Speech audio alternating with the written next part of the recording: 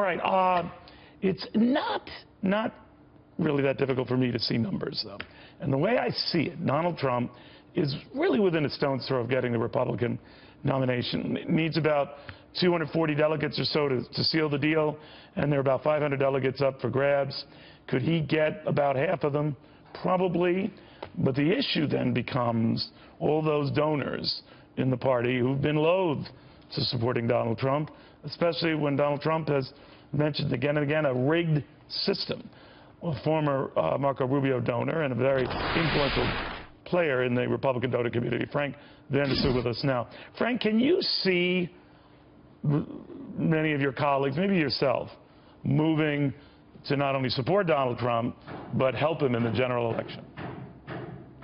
Well, it's sure looking like Donald Trump is going to be our nominee, and while I'm one that believes we could have had a lot better nominee than him, and I think that we have an uphill battle, but for me, the choice between Donald Trump and Hillary Clinton is an easy choice to make.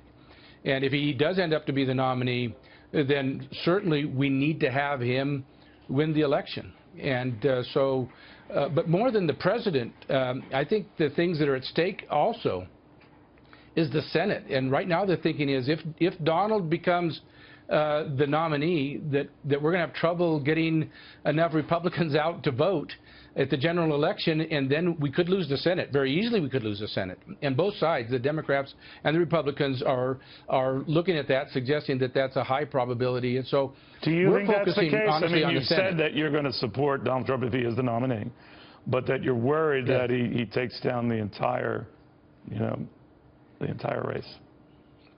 Well, that's a worry. That doesn't mean that that's what's going to happen. I mean, he surprised us many times. I was encouraged to see that he was using a teleprompter the other day and choosing his words more carefully. And I think that if he becomes maybe a little more of a diplomat and a little more thinking before he speaks, I think that we could have a runaway election with Donald Trump. But that's a real iffy thing. I mean, who knows? I mean, we don't know. What do you think of what Governor Mike Pence just did in Indiana, announcing his support for Ted Cruz on top of the Carly Fiorina announcement earlier in the week? Is that going to move the needle for Ted Cruz? I would assume he has to win Indiana as a given, right? Well, Ted Cruz has to win Indiana.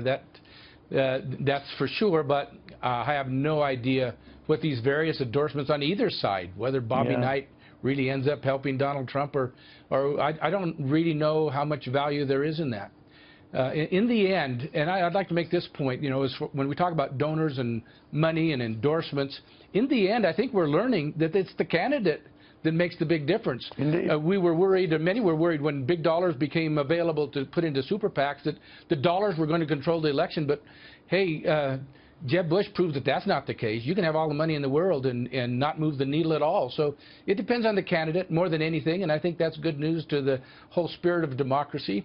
But people need a way to get their message out. And those of us who have resources should be willing to give to those who don't have resources to just help people get the message out. In the case of Donald Trump, he has no trouble getting his message out. It's not the dollars that have given him that opportunity. It's the press that's given him that opportunity. He's gotten hundreds of millions of dollars of free press, and so maybe he doesn't need the donor money to get the job done.